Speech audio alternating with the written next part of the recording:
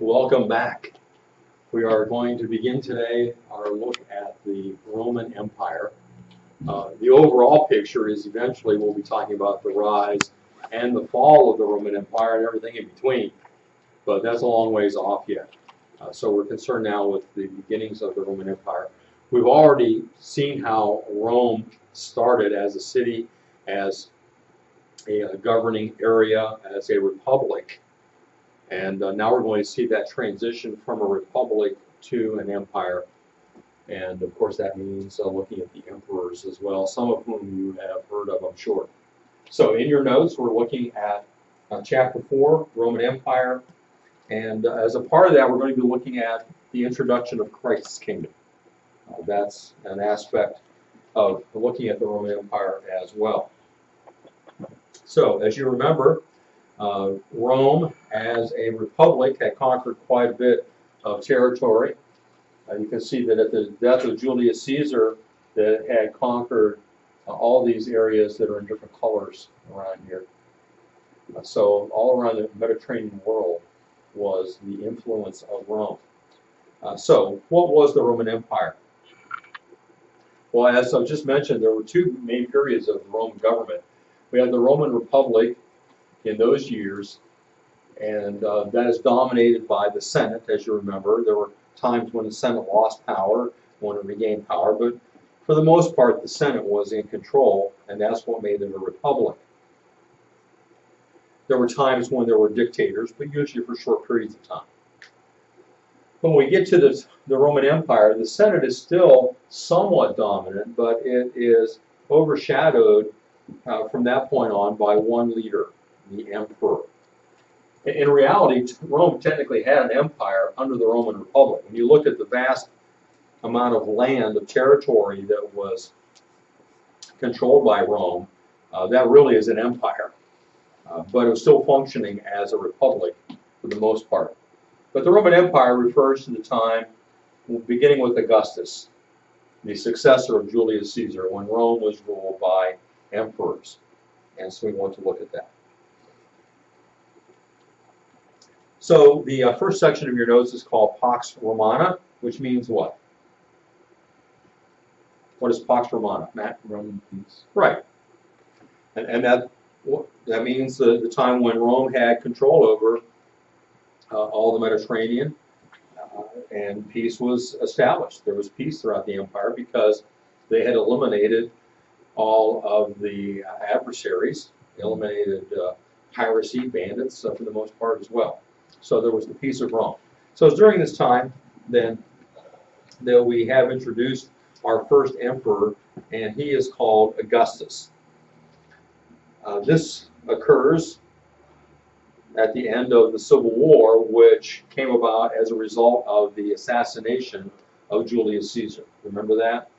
Remember how Julius Caesar was assassinated by a group of senators, among whom was his close friend? Mark Antony was not one of the assassinators. Who was one of the assassinators? Brutus. And then Mark Antony basically got people together to chase down Brutus and Cassius, two of the members of the assassinating team, and that's what the Civil War was. Antony and Octavian, who was the nephew of Julius Caesar, then banded together, ruled Rome together for a while, until Octavian defeated Antony and Cleopatra at the Battle of Actium, which brought an end to a century of civil war. Well, Octavian returned to Rome as the triumphant ruler of the Roman world. Octavian announced his desire to restore the Republic. He voluntarily chose to share his powers with the Senate. And in a very magnanimous gesture, said, "I don't want power. Senate, you can have it back." In 27 BC, Octavian, whose name means eighth son, went before the Senate and made the following speech. "I shall lead you no longer. and no one will be able to say that it was to win absolute power that I did whatever has hitherto been done. Receive back also your liberty and the republic. Take over the army and the subject provinces, and govern yourselves as has been your wont. In other words, what you wanted to do. Nothing in the world would deter me from aiding you when you were in danger. I gave myself to you unstintingly. So what's he saying? He says, I've done everything for you. I have unselfishly given myself on your behalf. But now you take over. I'm not going to take the power. Well, the Senate was so impressed by Octavian's words that they called on him to retain his power and gave him the title Augustus, meaning Most High. It was almost a godlike title, Augustus, and it's by that we know him. By the way, the census of Rome at the time indicates that there were 16.5 million citizens in the empire. In Rome, there were a little over 4 million citizens, and the revenue for Rome at the time was $200 million. All right, so Rome is looking good, it's prosperous, has a lot of citizens, and now it has a ruler who has been given the name Augustus by the Senate. He takes for himself the family name of his uncle Julius, who had adopted him and named him as his heir, and so Octavian is now known as Caesar Augustus. He also gained some other titles over the years, and rather than stopping as we go along and saying, okay, here's another title he got, I'm just going to give you all the titles at once. And it doesn't really matter all that much when they occurred. All right, so first he has the title of consul and proconsul. He's called consul for life. Now remember, under the Republic, you were a consul only for a couple of years, so that no one would gain too much power. What are they doing now? They're saying, we're going to allow you to have all the power you want. We're going to make you consul for life. He had power over the other consuls that would be selected from the Senate. He also had the title of censor and pontifex maximus. So he's gaining the titles of the different governmental officials within the Republic framework. Then he's made tribune. He's also given the title of imperator as head of the Roman army. And you can maybe see that the name imperator, if you change the I to an E, becomes what? Emperor. That's where we get the word emperor, because he was imperator. As you see here. He was also given the title princeps. Prince actually means first. He's the first citizen. As I told you already, he took upon himself a family name Caesar and was given the title of divinity Augustus.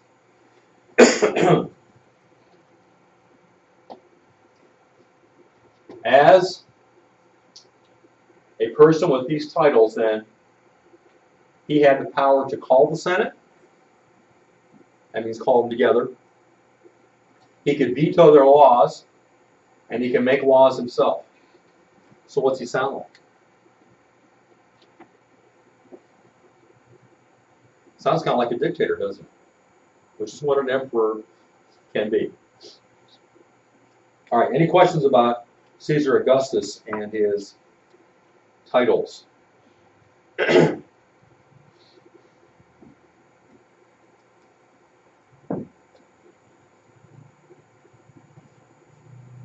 it all? He was called first among equals, primus inter pares. Augustus and later emperors tried to maintain the facade that they were elected officials rather than dictators.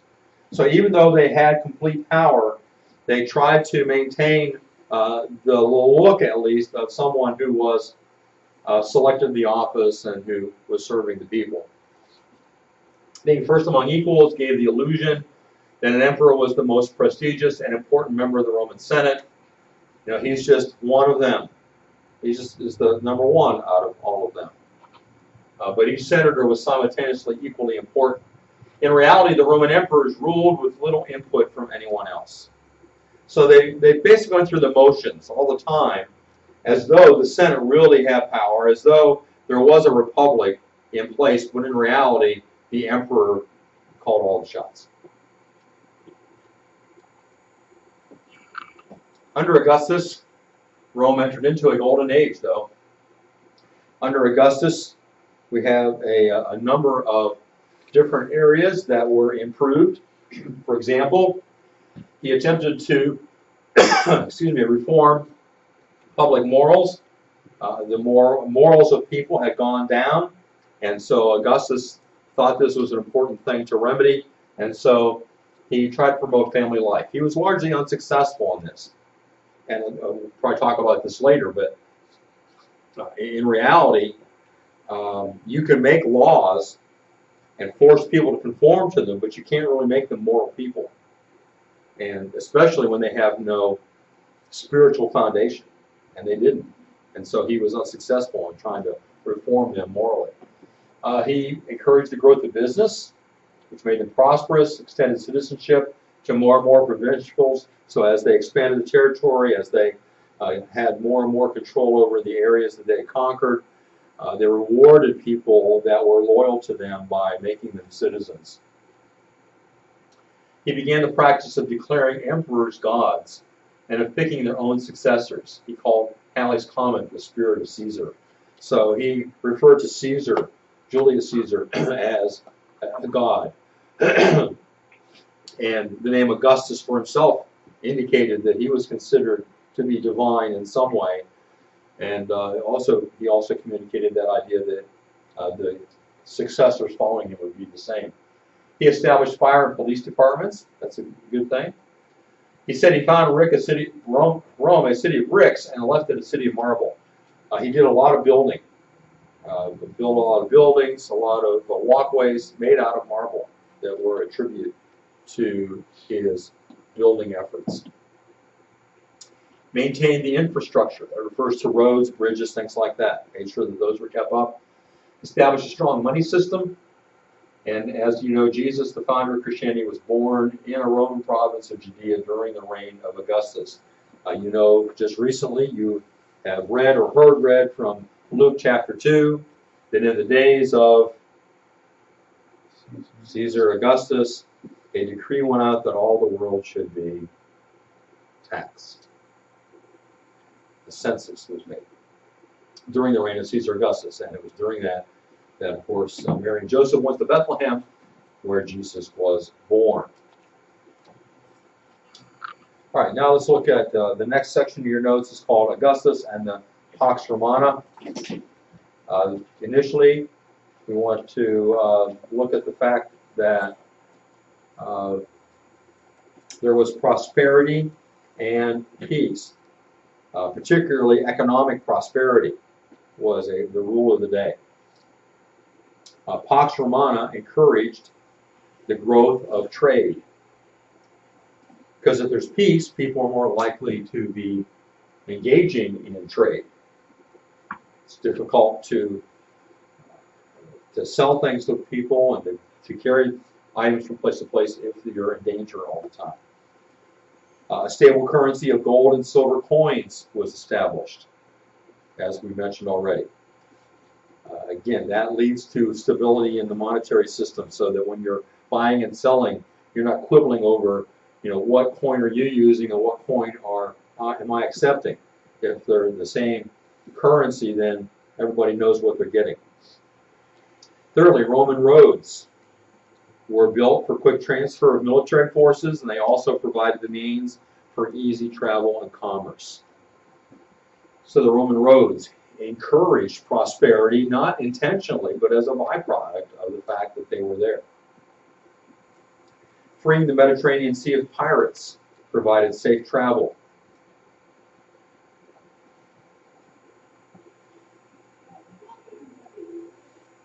And then the universal languages of Greek, which had been brought about by the conquest of Alexander the Great, and Latin, which was the language of the Romans, made communication and trade easier.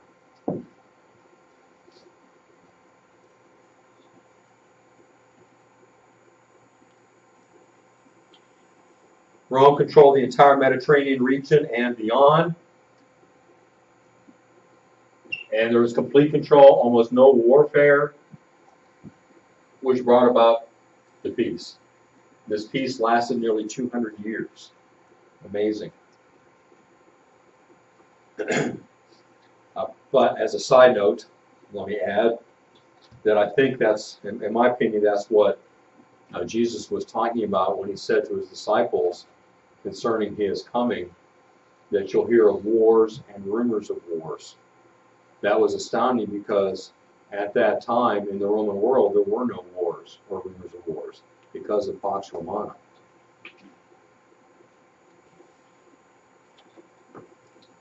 More and more provincials were granted official Roman citizenship, as we have mentioned. All right, now we want to look at the well, those are the things I just gave you. Sorry, I didn't realize, I forgot that I had this on a slide for you. You were trying to write it down as I gave it to you, and there it is.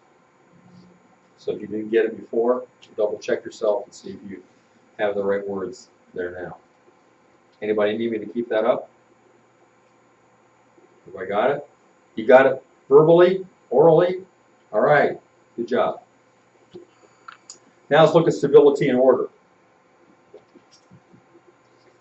Caesar Augustus attempted to bring about government reform. You know, if you picture most governments, a lot of times it's not what you know, it's who you know to get a job. And that's true to some extent in our country today, in different systems, whether you're talking about a company or whether you're talking about government. Many times people get jobs because of who they know. That's just a fact of life. And that was true in government. However, Augustus changed it. He placed ability above social status. He said, I don't care what your position in society is, I want to know, can you do the job? And so he removed unqualified, self-seeking men from office. He sought to abolish corruption in the provincial governments.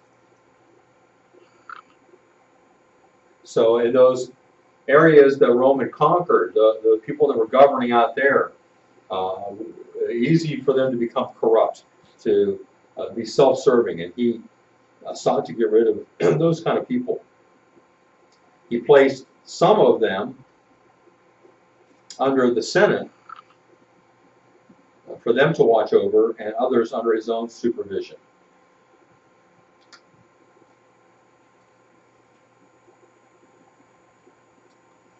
And as a part of that, he instituted a system by which he rotated people out. So once you were in a place, in a province ruling, you weren't there for life. So that gave people less time to build up a corrupting influence.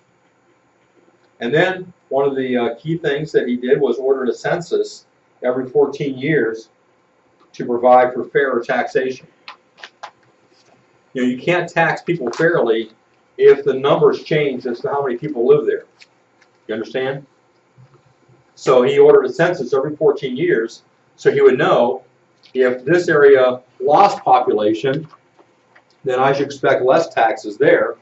And if the other area gained population, then I should expect more taxes there. Right? You understand? So he's trying to be fair about that.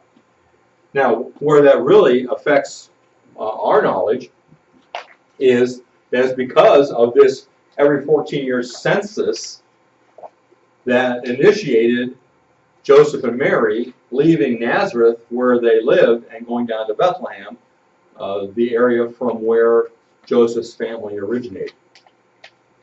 So Caesar Augustus, in trying to reform government, trying to make government better, and trying to be fair with taxation, actually institutes something which God then uses to get his Messiah born in the place where he had predicted he would be born, and that's Bethlehem. Isn't that cool? He also entered in the area of social reform. As we've mentioned, he encouraged the passage of laws that promoted family life and regarded families with many children. So he tried to encourage having children and having a family. He punished immorality. Now, Rome, that's something, because there was a lot of immorality there. Thirdly, he placed limits on extravagant living. So people who are wealthy and spending a lot of money, he put limits on what they could do, on how much money they could spend, how much land they could own. But despite the laws, his moral reforms failed.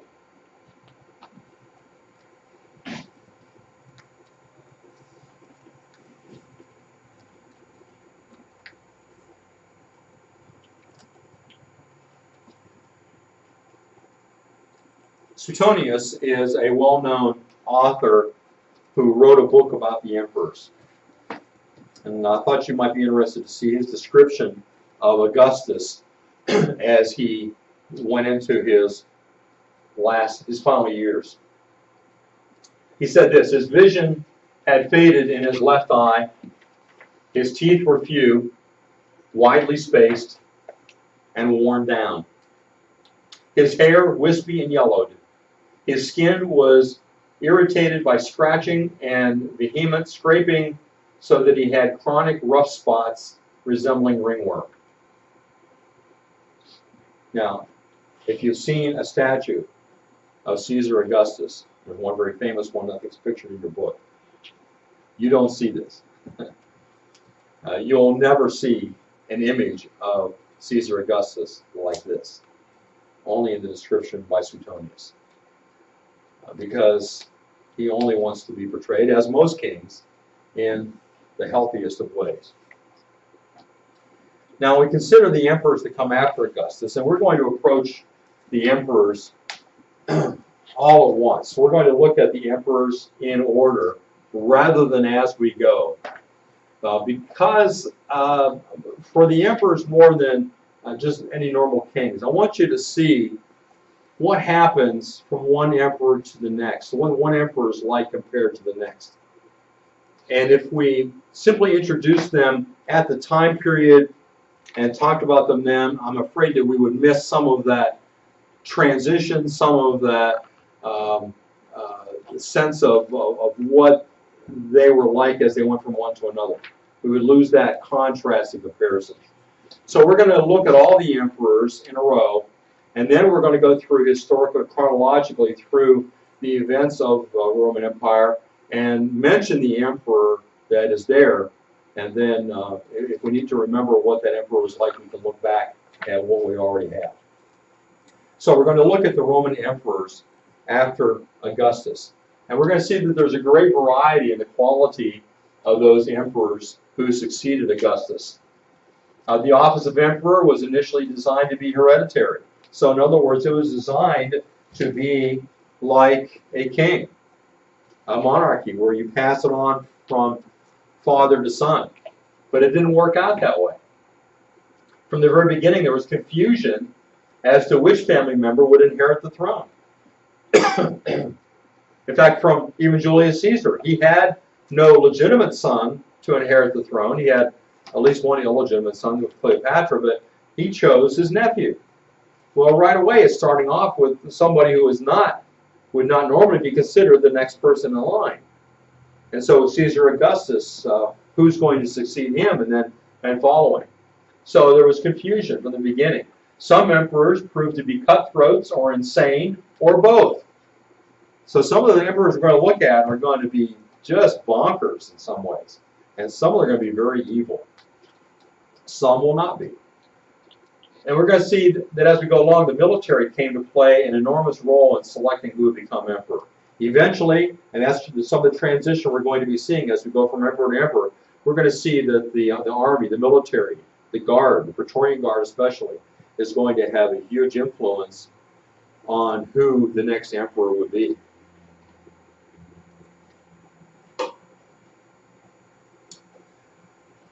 So tomorrow we're going to begin, actually tomorrow we're going to, I think, watch a video about the building of a Roman city. And then we're going to look at the succession of emperors. In the time we have left today, I want to give you to work on your assignment for tomorrow. And that is to read and take notes from pages 98 to 106. Do the questions on page 106. Now, you already did the questions on page 98. Did you not? Remember that? Okay, do 106 on the same page as page 98. That will force you to find it, since you may not have seen it for a while, and have that ready tomorrow. So tomorrow we'll be checking pages 98 and page 106. Any questions? Pardon me? No. You don't have to write complete sentences. Any other questions? Okay, so let's work in the last few minutes we have.